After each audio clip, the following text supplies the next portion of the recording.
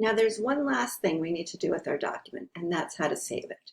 So I have a file that's called Untitled, which is what your file is always called when you start a new job. So I can go up under File, Save As, and I can give my job a new title. I'm going to call it Quote. Now, another thing is you want to be very organized about where you keep your files. I have created on my desktop, I'll do it again just so you can see. I'm going to go to Desktop. I'm going to create a new folder, and I'm going to call it Class CD 114. It's a very good idea for you to keep a folder for each one of your classes, and within those folders to have a different folder for each assignment, okay? So I now can see where this file is going into this folder, and it's going onto my desktop, which I can see right here. This will be different for a PC, and I am going to hit Save.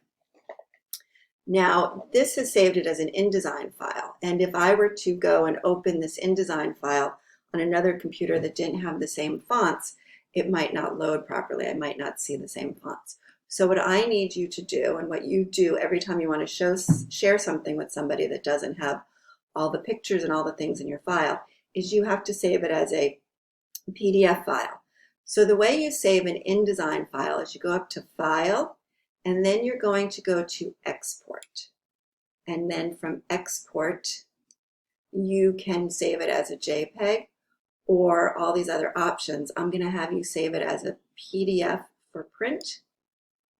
And so here is the same file, but it says INDD after it.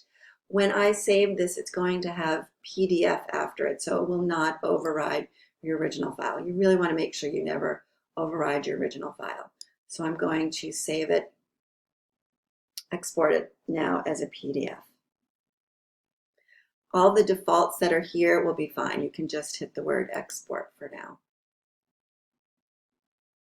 Okay, and so now if I shut this and I have this folder on my desktop, so now I can open up Blackboard and import it into Blackboard, and you will see an assignment spot and you upload the file in Blackboard right there. Okay. Take care.